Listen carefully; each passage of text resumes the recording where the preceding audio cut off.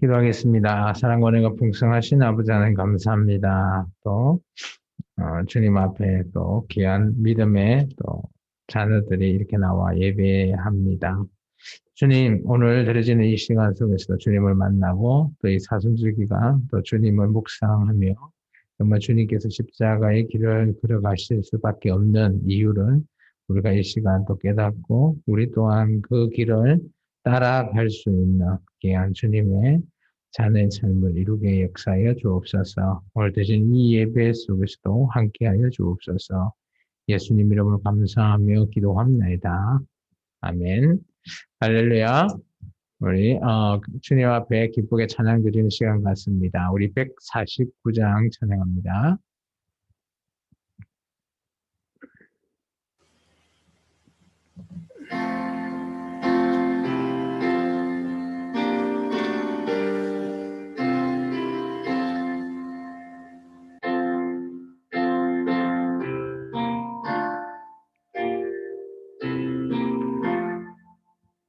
주 달려 죽은 십자가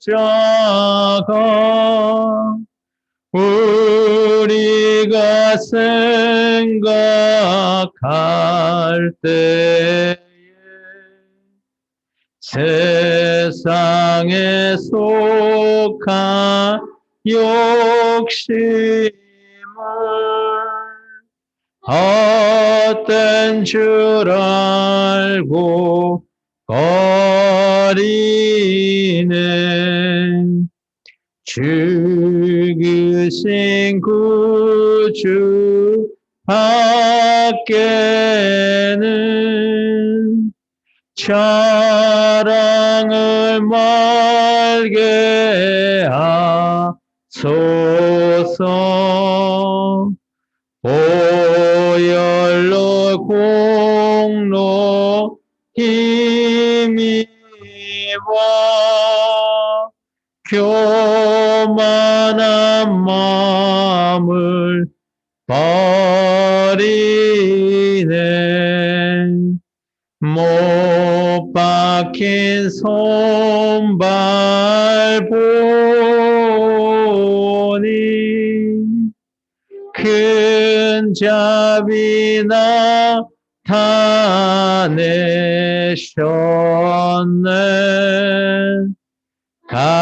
가시로 만든 멸류관 우리를 위해 쓰셨네. 온 세상 만물 가져도 주네 못 따갑겠네. 놀라운 사랑 받은 나 몸으로 재물 삼겠네.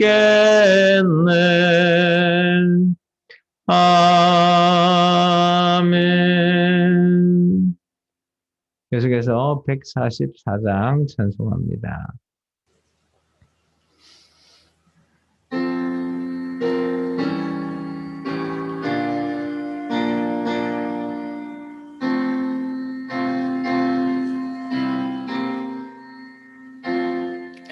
예수 나를 위하여 십자가를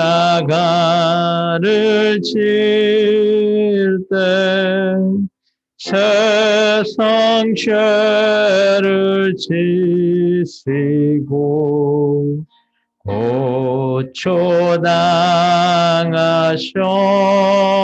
고초당하셨네. 예수님, 예수님, 나의 죄 위하여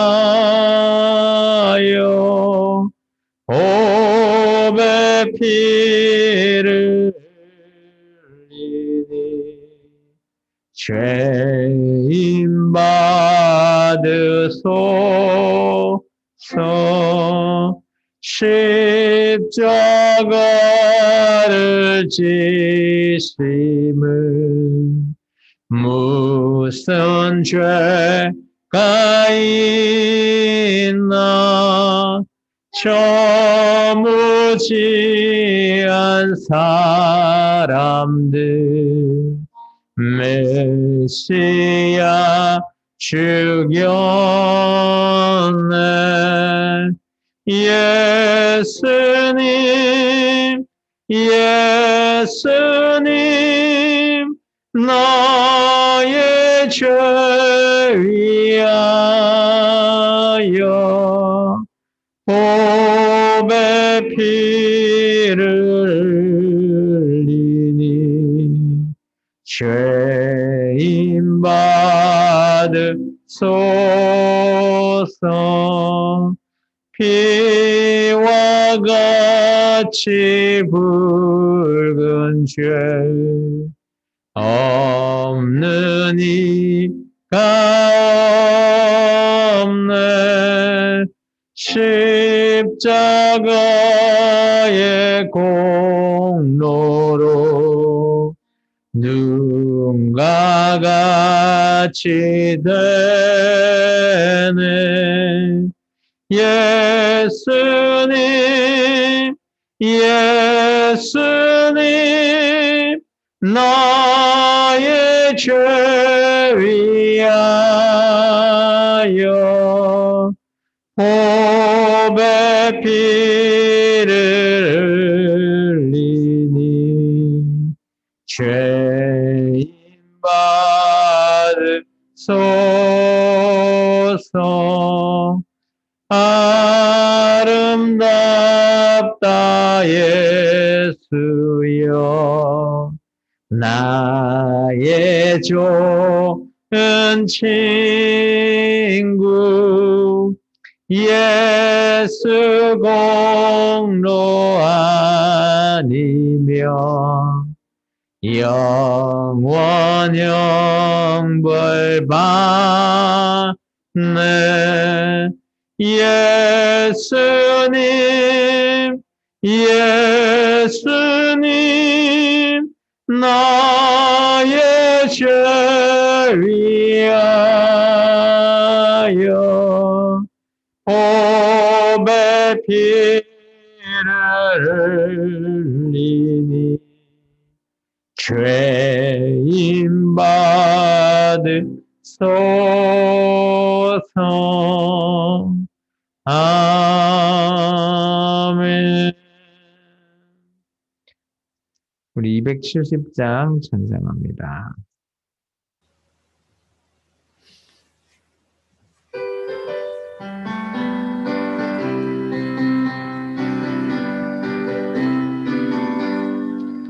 편찮은 주님의 사랑과 거룩한 보혈의 공로를 우리가 찬양을 합시다. 주님을 만나볼 때까지 예수는 우리를 깨끗게 하시는 주시니 그의 피 우리를 눈보다 더 이게 하셨네. 우리를 깨끗게 한 피는 무궁한 생명의 물일세. 생명의 구원을 받은 자 하나님 찬양을 합시다. 예수는 우리를 깨끗게 하시는 주시니 그의 피 우리를 눈보다 더 이게 하셨네. 주님의 거룩한 보혈을 날마다 입으로 간정해 담대히 싸우며 나가세. 천국에 들어갈 때까지 예수는 우리를 깨끗게 하시는 주시니 그의 피 우리를 눈보다 더 이게 하셨네. 십자가 단단히 붙잡고 날마다 이기며 나가세. 머리에 면류관 쓰고서 주 앞에 찬양할 때까지 예수는 우리를 깨끗게 하시는 주시니 그의 피 우리를 눈보다 더 이게 하셨네. 아멘. 오늘 우리가 이 시간 주님 앞에 우리의 모든 죄를 깨끗이 씻김 받는 저와 여러분 되기를 축원합니다. 우리 370장 찬송합니다.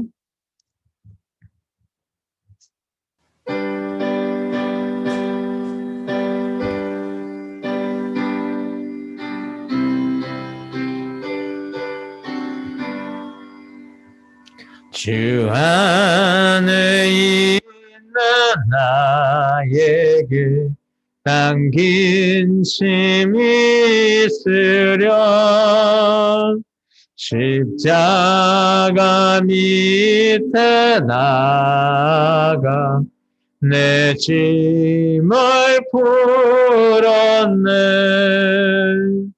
주님을 찬송하면서 할렐루야 할렐루야 내 앞길 멀고 험해도 나 주님만 따라가리. 그 두려움이 변하여 내 기도 되었고 전날의 한숨 변하여 내 노래 내었네. 주님을 찬송하면서 할렐루야 할렐루야 내 앞길 멀고 험해도 나 주님만 따라가리. 내 주는 자비하셔서 늘 함께 계시고 내 궁핍함을 아시고 늘 채워주시네. 주님을 찬송하면서 할렐루야 할렐루야 내 앞길 멀고 험해도 나 주님만 따라가리.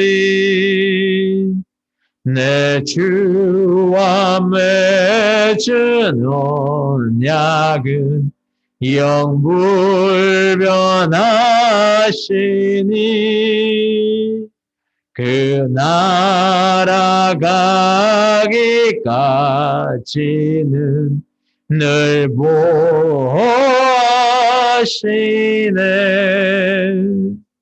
주님을 찬송하면서 할렐루야 할렐루야 내 앞길 멀고 험해도 나 주님만 따라가리.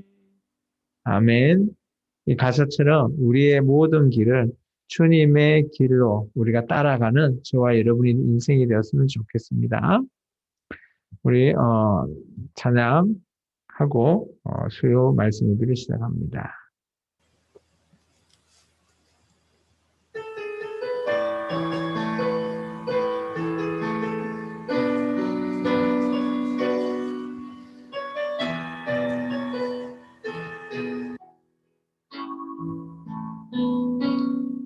나의 안에 거하라.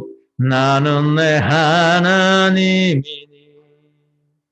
모든 환난 가운데 너를 지키는 자라. 두려워하지 말라. 내가 늘 도와주리니. 놀라지 말라. 내 손 잡아주리라. 내가 너를 지명하여 불렀나니 너는 내 것이라. 내 것이라. 너의 하나님이라.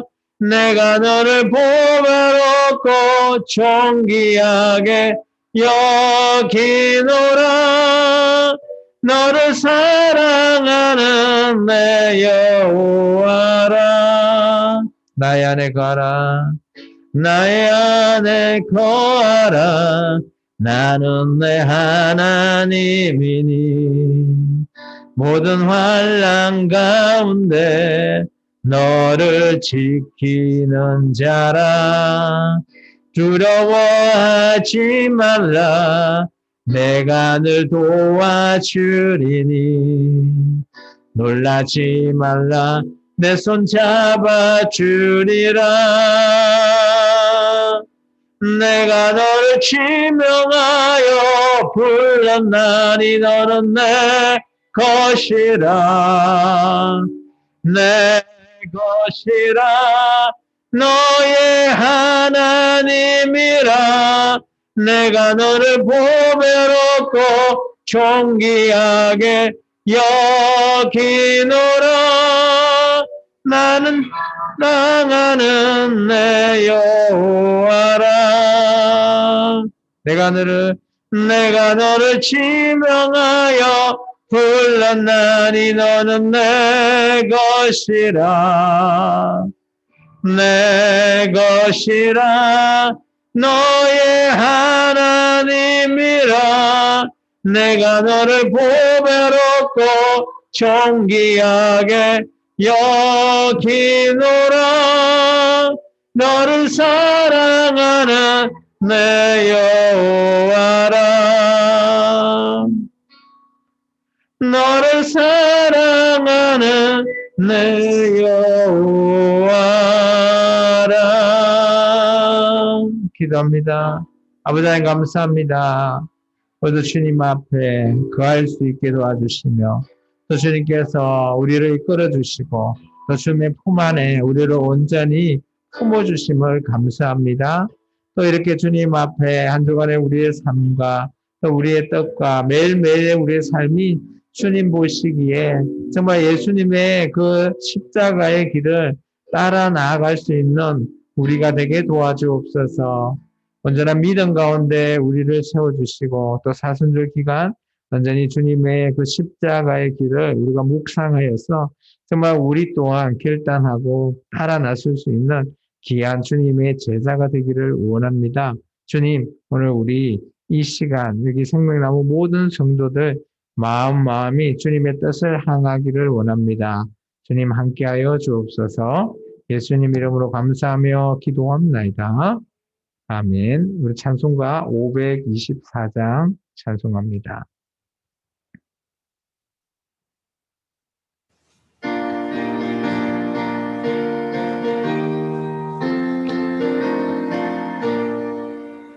갈 길을 밝히 보이시니 주 앞에 빨리 나갑시다. 우리를 찾는 그 주 예수 곧 오라 하시네. 죄악 벗은 우리 영혼은 기뻐 뛰며 주를 보겠네. 하늘에 계신 주 예수를 영원히 섬기리. 우리를 오라 하시는 말 기쁘게 듣고 순종하세. 구주를 믿기 지체 말고 속속히 나가세.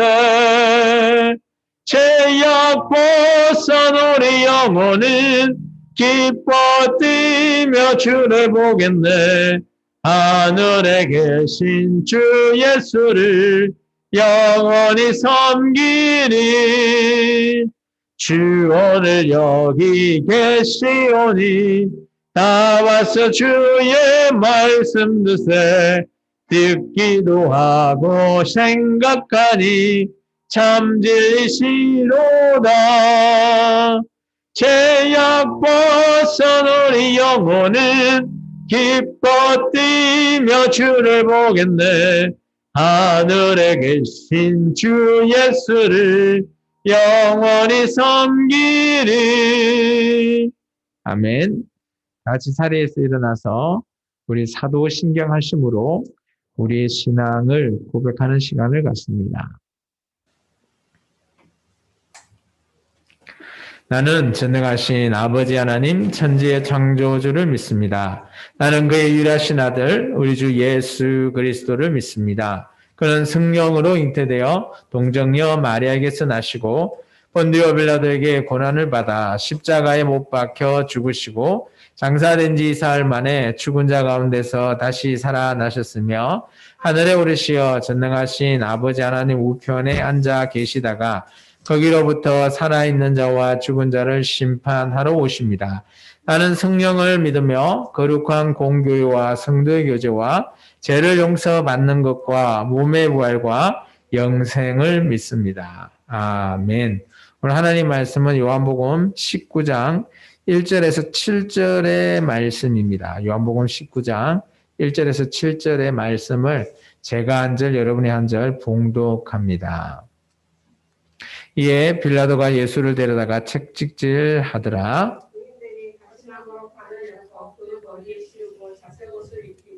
앞으로 가서 이르되 유대인의 왕이여 평안할지어다 하며 손으로 때리더라.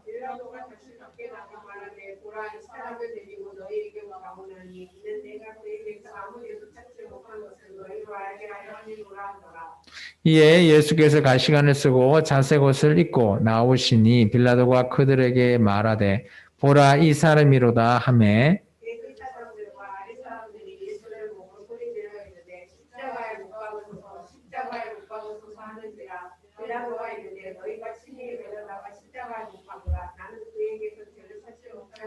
우리 같이 읽습니다. 유대인들이 대답하되 우리에게 법이 있으니 그 법대로 하면 그가 당연히 죽을 것은 그가 자기를 하나님의 아들이라 함이니이다. 아멘. 자리에 앉아주시기 바랍니다. 기도합니다. 사랑해 주님 감사합니다. 오늘도 주님의 귀한 말씀을 들고 또 이렇게 말씀을 전합니다. 오늘 이 말씀이 또 우리에게 생명의 말씀이 되게 하시며 또 살아가는 우리의 매일매일 삶이 주님 앞에 거룩한 산제사의 거룩한 말씀이 되기를 원합니다. 주님, 우리의 이 예배를 기뻐 받아주시고 또 우리가 드리는 이 예배가 주님의 합당히 받으실 수 있는 귀한 예배가 되기를 원합니다. 주님 앞에 정말 무릎 꿇고 경외하는 모든 자들이 이곳에 있습니다. 주님께서 그들의 마음을 속깊이 아시오니 주님께서 이 모든 예배를 기뻐 받아주시고 또 이 예배 속에서 또 우리가 깨닫고 또 주님의 말씀에 의지하며 또 주님의 말씀을 순종해 나아가는 귀한 주님의 길을 따라가는 자의 삶이 되게 도와주옵소서. 예수님 이름으로 감사하며 기도합나이다. 아멘. 할렐루야. 우리 앞사람, 옆사람, 뒷사람과 인사합니다. 주님 이름으로 사랑하고 축복합니다. 네, 반갑습니다. 지난주 우리 요한복음 18장의 말씀을 조금 생각해 보면 이렇습니다. 예수님께서 게세마네 동산에서 기도하시고 난 이후의 장면에서 지금 오늘 19장 말씀까지 쭉 이어지는 말씀입니다. 시간적으로 봤을 때 그 새벽 타이밍 때에서 해서 오늘 나중에 조금 이후에 우리가 읽게 될 빌라도가 최종 판결하는 시간이 6시, 아침 6시에 이런 장면까지 쭉 이어지게 되죠. 그 텀이 어떻게 보면 우리가 그 시간적으로 봤을 때 쭉 이어져서 보인다라고 보면 됩니다. 물론 다른 복음서와 비교했을 때 빠진 부분들도 있고요. 그리고 또 다른 복음서와 비교했을 때 표현이 조금 다르게 표현되어 있던 말씀도 있습니다. 그렇지만 여기 안에 예수님께서 잡히시고 또 대제사장들과 대화를 나누고 또한 그가 또 빌라도에게 넘겨져서 재판을 받게 될 수밖에 없는 그런 상황. 그리고 유대인들이 예수님을 신성모독으로 제명을 만들어서 그죠? 십자가에 못 박기를 원하는 유대인들의 그런 뒤에서 예수님을 죽이고자 하는 그런 무리들과 함께 결탁하는 장면까지 보게 되었죠. 그리고 나서 빌라도는 자기 생각으로 봤을 때 예수님께서 아무리 도무지 봐도 자기와 자기의 나라 로마를 향해서 잘못한 일이 하나도 보이지 않는 거예요. 예수님께서 쿠데타를 일으킨 것도 아니고요. 또 사람을 죽인 적도 없어요. 사람들에게 말씀을 가르치고 기적을 행하고 이런 사람이 어떻게 빌라도 입장에서 봤을 때 죄라고 하는 것이 보이지 않는다는 거예요. 빌라도는 아마 철저하게 여기서 범죄하고 아마 사형이라고 하는 십자가의 사형에 해당하는 제목을 찾았을 겁니다. 그래서 지난 시간에 예수님과 빌라도의 대화를 통해서 아무리 얘기를 해도 뭐 유대인의 왕 뭐 이런 제목 유대인들이 얘기하고 있는 제목에서 그럼 유대인의 왕이라면 로마의 압제에서 벗어나고 로마를 점령하고 있는 자기와 빌라도의 자기와 자기 로마 군대 세력을 어떻게 보면 쿠데타해서 물질치고 해야 되는 그런 것들이 있어야 되는데 전혀 그런 것이 없다라는 거죠. 그러다 보니까 빌라도 입장에서는 조금 난처하거나 난감했을 수 있습니다. 오늘 요한복음은 다른 복음서와 다르게 빌라도의 생각과 빌라도의 입장 그리고 빌라도가 어쩔 수 없이 최종 판결을 할 수밖에 없는 내용에 대해서 좀 심적인 빌라도 입장에서의 글들이 조금씩 담겨져 있습니다. 다른 복음서에는 빌라도의 입장이 아니고요. 실제적인 사건의 팩트들만 이렇게 이어서서 예수님이 십자가에 못 박히시고 넘겨가고 뭐 이런 형태의 내용들로만 팩트로만 구성되어져 있다라면 오늘 여기 요한복음은 그래도 조금이나마 빌라도가 예수님 앞에 그 제목을 찾는 장면이라든지 또 우리가 조금 전에 읽었던 이 부분에서 정말 유대인들이 예수님을 십자가에 못 박아라고 웅성웅성하니까 어때요? 자기 입장에서는 그죠? 자기가 아무리 봐도 무죄다라고 생각하지만 또 군중 심리에 의해서 이것을 어떻게 자기의 모든 주장을 완전히 그들에게 할 수 없는 어떻게 보면 좀 아이러니하게 자기가 총독이지만 또 그 유대인들의 무리 군중들의 외치는 소리를 이 총독이 간과할 수도 없는 그 이면에는 보면 나중에 이 총독도 어떻게 보면 로마의 황제 앞에 평가받을 때 그 유대인의 제사장이나 그런 무리들의 평가, 좋은 평가가 있어야지만이 이 빌라도도 또 좋은 곳으로 가게 되는 그리고 이 유대 땅에 예루살렘에 온 총독은 어떻게 보면 로마 입장에서는 자천되어서 온다라고 보여집니다. 그래서 다시 본국으로 가기 위해서는 그만큼 실적이 조금 있어야 되기 때문에 빌라도의 그런 것들을 좀 감안한다면 빌라도가 자기 뜻대로 내가 본 게 무죄다. 그래서 이거 풀어줘. 이렇게 하고 수는 있겠지만 자기 뜻대로 할 수 없는 그런 상황을 조금 말해주고 있지 않나라는 것들이 좀 보여지는 겁니다.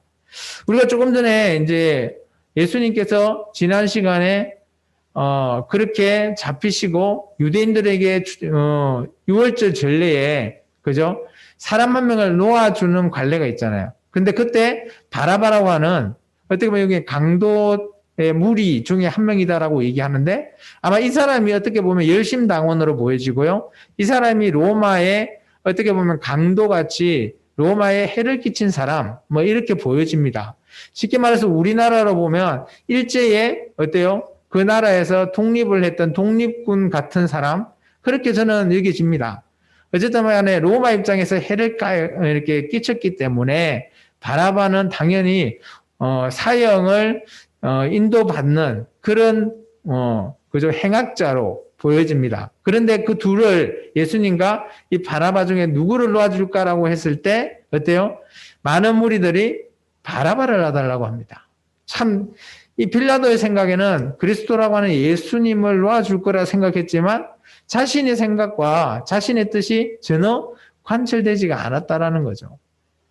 그러다 보니까 오늘 19장 우리 1절부터 보면 예수님을 그죠 빌라도가 데려가서 그죠 자기 수하들에게 채찍질도 하고 머리에 가시관을 씌우고 자석을 입히고 우리가 이제 잘 알고 있는 그런 장면들이 연출이 됩니다. 때리고 여기는 자세히 안 돼 있는데 다른 복음서에 보면 침도 받고 뭐 그렇게 뱉고 하고 그렇게 하는 부분들이 우리가 잘 알고 있는 예수님의 고난의 장면, 이사야서에 해당되는 그 고난의 장면을 예수님께서 손수 당하시는 그런 부분들이 다른 복음에는 좀 자세히 기록되어 있습니다. 그리고 나서 오늘 빌라도가 다시 한 번 더 유대인들 무리 앞에 나가서 나는 이 사람 앞에 도무지 이 예수라고 하는 사람의 죄를 찾지 못했다. 라고 얘기합니다. 그때 아마 빌라도는 이때까지 그 많은 유대인 무리들이 그렇다면 뭐 그날 이렇게 크게 심적으로 요동하지 않고 소동하지 않았다면 아마 빌라도가 자기 입장을 좀 관철시키리라 생각했던 것 같아요. 그렇게 해서 말을 했지만 어떻게 보면 우리말로 씨알도 안 먹겠다라는 거죠. 그러다 보니까 도저히 안 돼서 오늘 예수님을 그들 앞에 보였어요. 보이니까 바로 그 무리들이 뭐라 그러죠? 십자가에 못 박아라는 겁니다. 그게 우리가 좀 전에 읽었던 그 말씀이죠.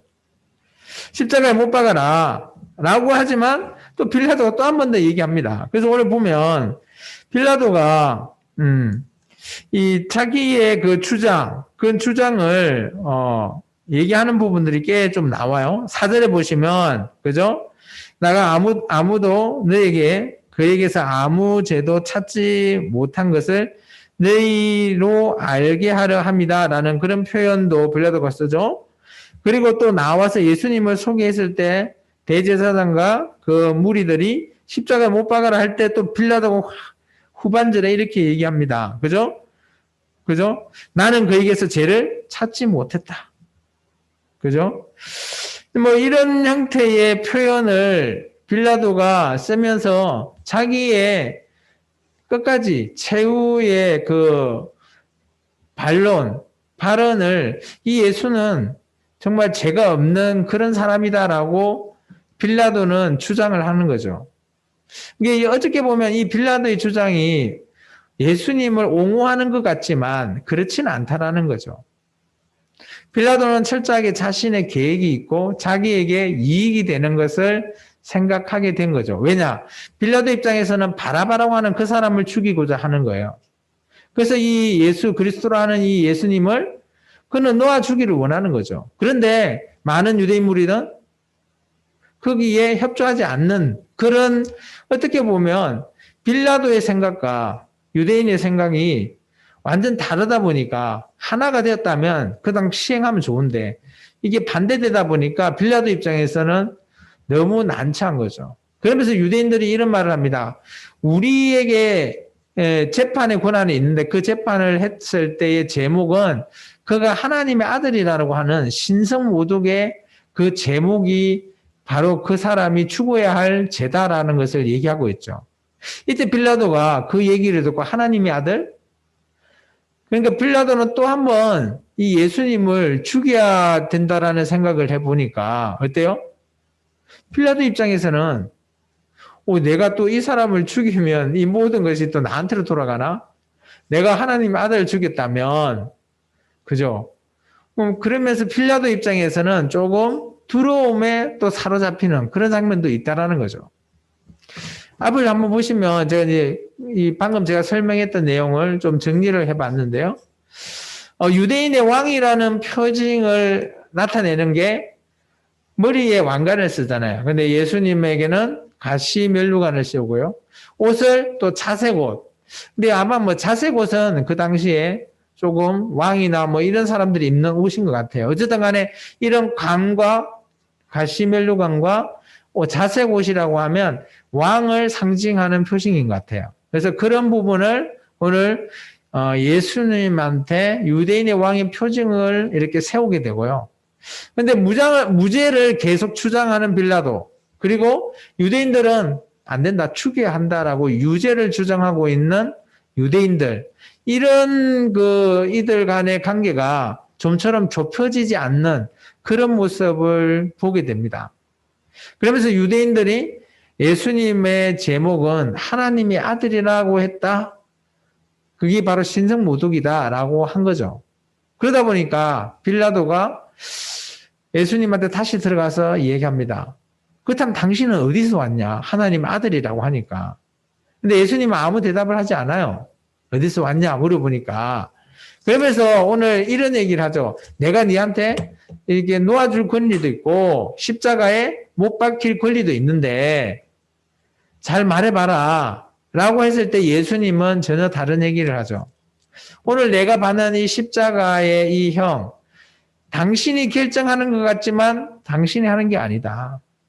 하나님께서 결정하셨기 때문에 오늘 내가 이 십자가형을 받는다라고 말하고 있습니다.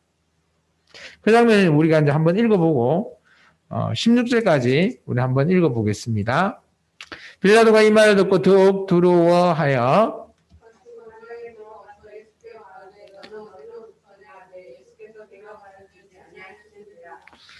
빌라도가 이르되 내게 말하지 아니하느냐 내가 너를 놓을 권한도 있고 십자가에 못 박을 권한도 있는 줄 알지 못하느냐.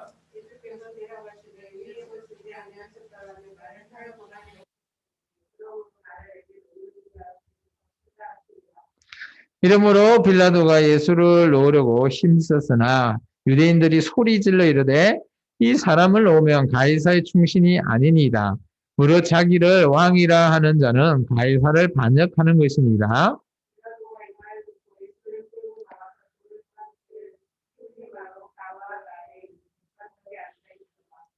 이날은 6월절의 준비일이요 때는 제6시라. 빌라도가 유대인에게 이르되 보라 너희 왕이로다.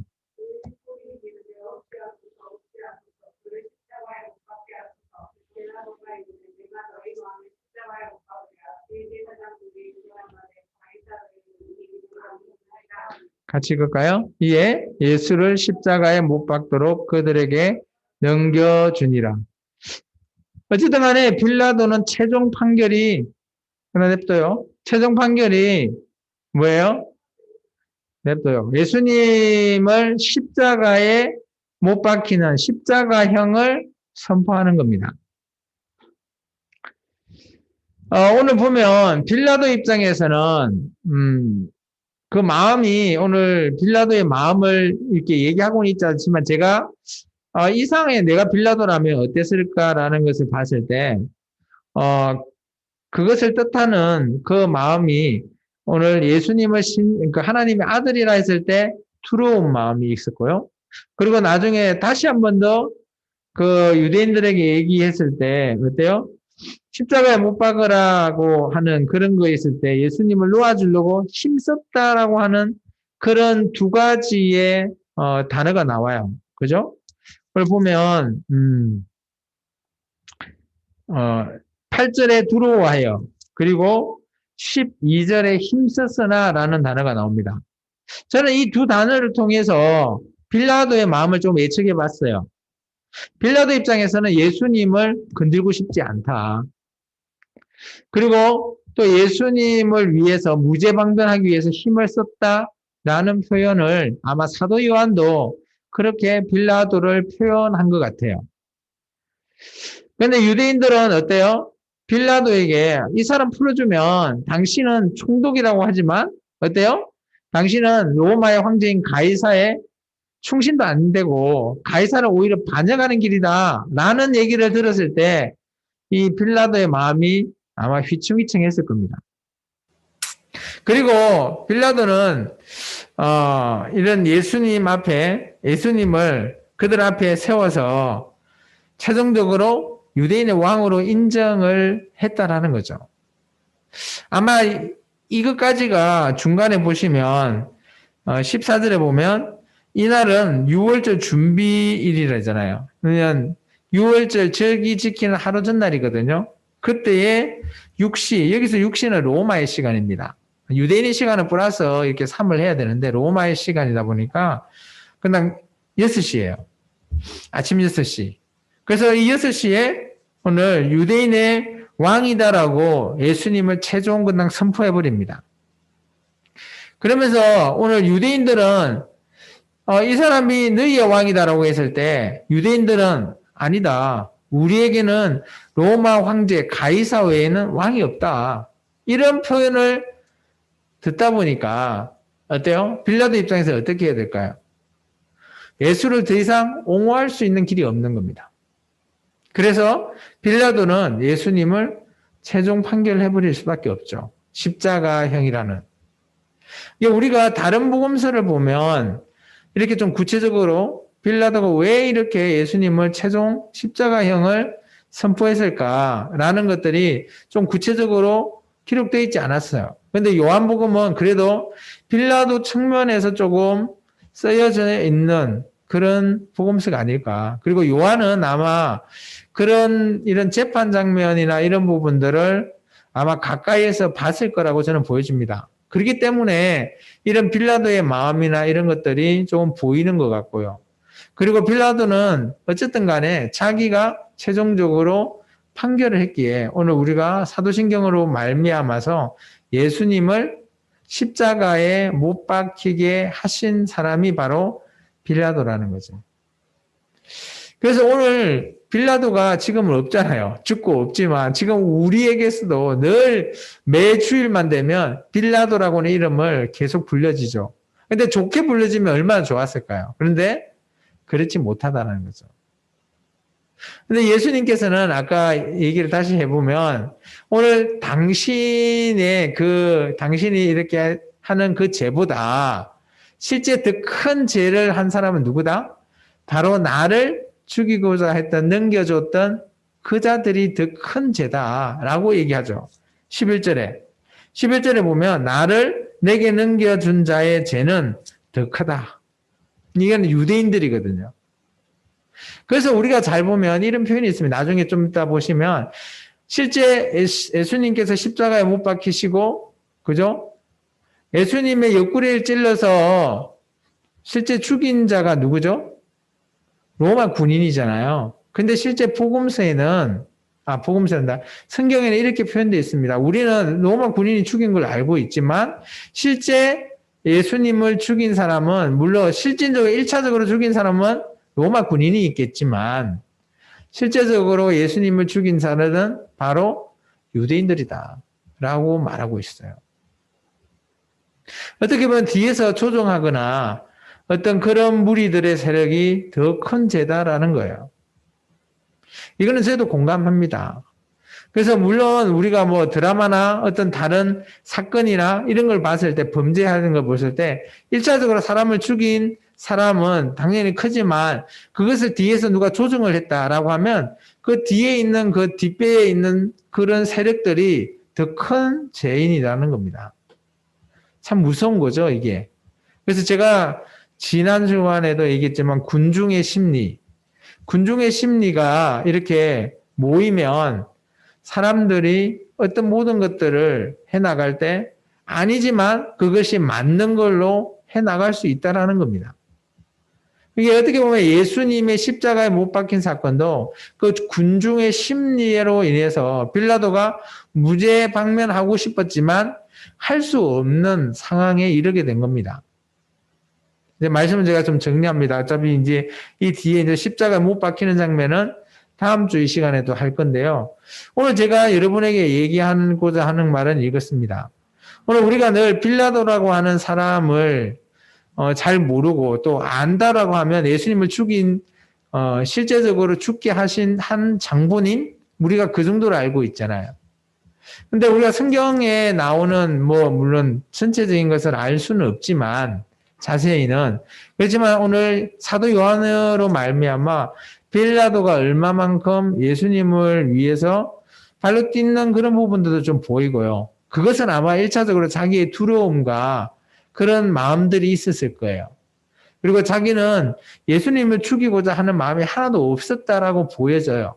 대신 그 강도 때인 바라바를 죽이고자 하고자 하는 사람의 가장 먼저 생각하는 사람이 아마 빌라도였을 거예요. 그런데 정 군중의 심리로 해서 그런 사건이 뒤바뀌어 버린 거죠. 요즘 말로는 참 어떻게 보면 억울하게 좀 당하신 분이 예수님, 뭐 이렇게 보이죠? 억울한 피해자, 뭐 이렇게 보일 수도 있습니다. 그런데 중요한 거는 이 모든 것들은 누가 결정하신 거다? 하나님께서 결정하신 거예요. 돌이켜보면 이것입니다.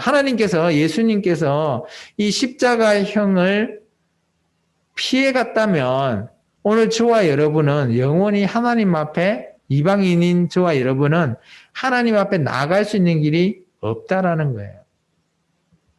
그래서 이 모든 것들은 하나님께서 다 허락하시고 하나님께서 다 계획하신 일이라는 거예요. 그래서 예수님께서 겟세마네 동산에서 기도하실 때 이 마지막 이 잔이라는 표현을 통해서 그냥 넘어가게 해달라라고 하지만 그 잔이 그죠? 예수님은 넘기고 싶지만 하나님의 뜻은 그렇지 않다라는 것을 분명히 예수님도 알고 계신다라는 거죠. 그래서 오늘 예수님을 십자가에 넘기는 것도 빌라도라는 것도 알고 있지만 그렇지만 너보다는 그 유대인의 그 죄가 더 크다라는 것도 빌라도에게 말하고 있는 그런 부분들을 통해서 오늘 예수님의 이 사건은 어떻게 보면 하나님이 다 계획하신 일이라는 겁니다. 왜냐? 저와 여러분을 구원할 수 있는 유일한 길로 오늘 십자가라고 하는 이 길을 예수님께서 또한 하나님께서 준비하신 길이라는 겁니다. 그래서 우리가 늘 고난주간 그리고 좀 있으면 이제 부활주일이 있는데요. 우리는 이 고난주간을 너무 슬퍼하거나 이러지 않았으면 좋겠어요. 물론 예수님이 고난당하고 고통당하는 것은 이해합니다. 왜냐하면 이 모든 것들은 하나님의 다 계획이시라는 겁니다.